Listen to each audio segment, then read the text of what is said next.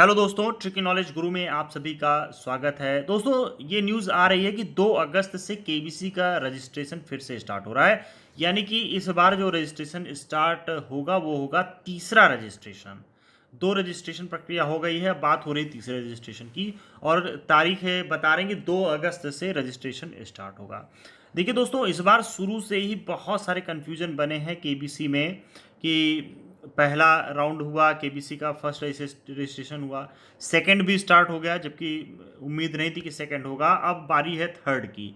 तो थर्ड के बारे में जो कमेंट बॉक्स में बहुत से लोग पूछ रहे हैं और मेल के माध्यम से भी पूछा लोगों ने, और बहुत दिनों से मैंने कोई अपडेट डाली नहीं थी चैनल पे क्योंकि ऐसी कोई अपडेट थी भी नहीं आप लोगों के साथ शेयर करने के लिए। लेकिन 2 अगस्त का जो ये थर्ड रजिस्ट्रेशन की प्रक्रिया है इसके बारे में बहुत सारे लोग पूछ रहे हैं, इसलिए ये वीडियो बनाया जा रहा है। तो दोस्तों, पहले मैं ये क्लियर कर दूं कि ये जो न्यूज आ रही है बार बार थर्ड स्टेप रजिस्ट्रेशन की या तीसरे रजिस्ट्रेशन की 2 अगस्त से, तो अभी ऐसी कोई ऑफिशियल न्यूज नहीं है। तो इसके लिए बिल्कुल भी आप ये मत सोचिएगा कि 2 अगस्त से तीसरा रजिस्ट्रेशन स्टार्ट होने वाला है थर्ड स्टेप का। तो ये न्यूज़ तो भाई बिल्कुल ही मतलब जो भी मैंने खंगाला है उससे ही पता चला है कि ऐसी कोई न्यूज अभी ऑफिशियल नहीं आई है। चलिए आगे बढ़ते हैं। और दूसरा जो प्रश्न है कि इस बार ये भी सुनने में आ रहा है कि भाई जो एफएफएफ राउंड है फास्टेस्ट फिंगर फर्स्ट है। अभी तो देखिए भाई, जो पहला रजिस्ट्रेशन हुआ और दूसरा रजिस्ट्रेशन हुआ उसमें इंटरव्यू कॉल की प्रक्रिया ही पूरी नहीं हो पाई है। तो एफएफएफ राउंड के लिए जो फास्टेस्ट फिंगर फर्स्ट राउंड है उसके लिए अभी भाई कब होगा और कहाँ होगा, कहाँ, इसलिए मैं ये बता रहा हूँ क्योंकि हर बार तो भाई एफएफएफ राउंड या केबीसी का जो भी होता था राउंड वो आपका मुंबई में ही कराया जाता था। जो भी प्रक्रिया है रिकॉर्डिंग वगैरह की सारी प्रक्रिया वो मुंबई में होती है। लेकिन दोस्तों, सभी लोग जान रहे होंगे कि इस बार जो ये सिचुएशन है कोरोना की वजह से, महाराष्ट्र में बहुत ज़्यादा कोरोना के संक्रमित लोग पाए जा रहे हैं, कोरोना का प्रकोप बहुत ज़्यादा है। इसी वजह से ये सब उल्टा पुल्टा हो रहा है कि केबीसी में कोई भी डेट निश्चित नहीं हो पा रही, क्योंकि कोरोना की भी कोई डेट निश्चित नहीं हो पा रही कि कब ये जाएगा या कब इसका संक्रमण कम होगा। और इस समय जुलाई के लास्ट में और अभी अगस्त में भी इसका संक्रमण बहुत ज़्यादा रहेगा दोस्तों।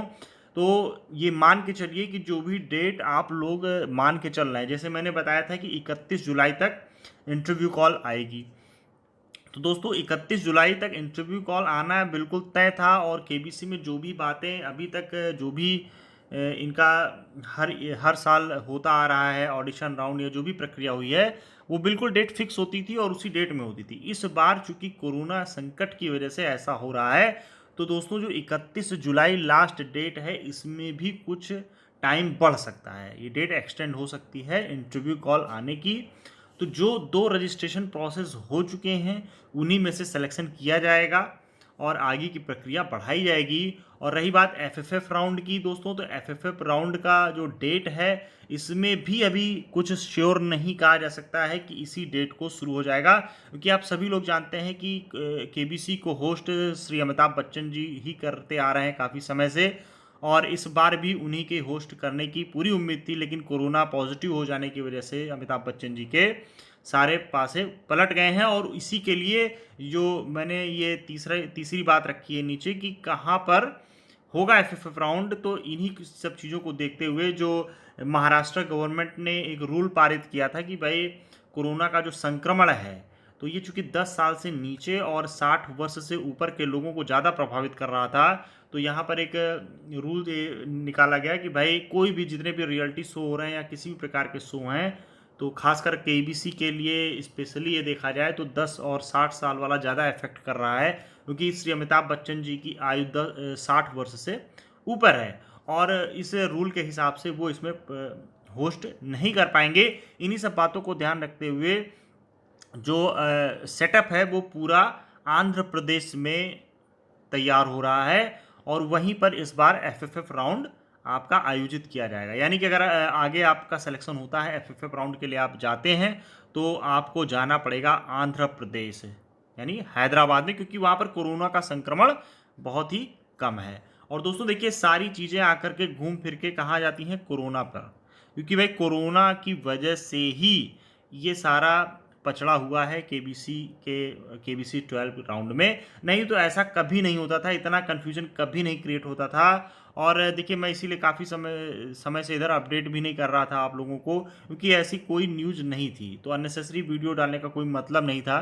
तो इधर थोड़ा सा सुनने में ये भी आ रहा है कि जो इंटरव्यू कॉल है आप लोगों की, जो अभी तक जो 6 जून को ऑडिशन लोगों ने दिया या अभी जुलाई में जो हुआ था ऑडिशन उसमें लोगों ने दिया, तो उसकी जो इंटरव्यू कॉल है देखिए इधर किसी को कॉल भी नहीं आ रही थी। तो ये सब चीज़ों को रोका गया है थोड़े समय के लिए, जिससे कि एक प्रॉपर वे में चीज़ें आगे बढ़ सकें, क्योंकि वे अभी तक जो भी केबीसी के बारे में हुआ है अभी तक शुरू से लेके यहाँ तक जो भी आप लोग पहुँचे हैं, सब कुछ बहुत ही कंफ्यूजिंग रहा है कि जो पहला राउंड हुआ है उसका इंटरव्यू कॉल कब आएगा या जो दूसरा राउंड हुआ है उसका इंटरव्यू कॉल कब आएगा।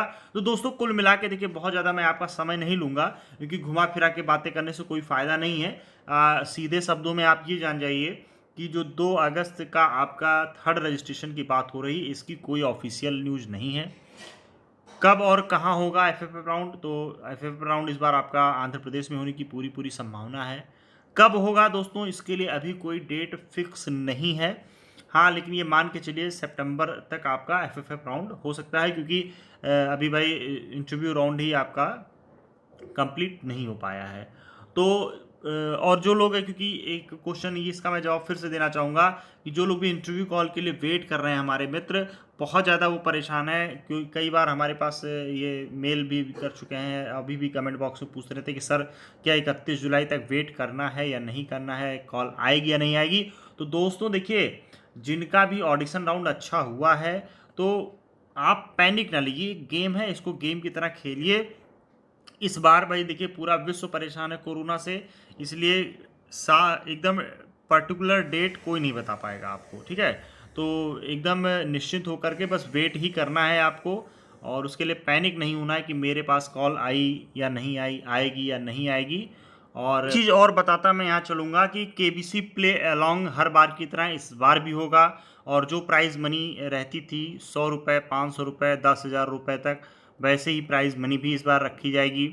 और जो बम्पर प्राइज़ मिलता था, सारी चीज़ें प्रक्रियाएं वही रहेंगी। तो केबीसी प्ले अलॉन्ग जिन लोग मान लीजिए ऑडिशन नहीं अच्छा हुआ और किसी प्रकार से वो नहीं पहुंच पाए हैं, तो वो केबीसी प्ले अलॉन्ग में शुरू से ही बस आपको करना है, अच्छे से आपको पार्टिसिपेट करना है, कोई भी उसमें एपिसोड नहीं छोड़ना है। अगर कोई भी एपिसोड आप मिस करोगे तो आपकी रैंक पीछे चली जाएगी।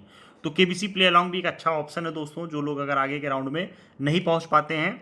तो ये पूरा एक अपडेट मैंने आप लोगों के लिए दिया है यहाँ पर। उम्मीद करता हूँ कि कुछ ना कुछ इससे आपको मदद ज़रूर मिलेगी।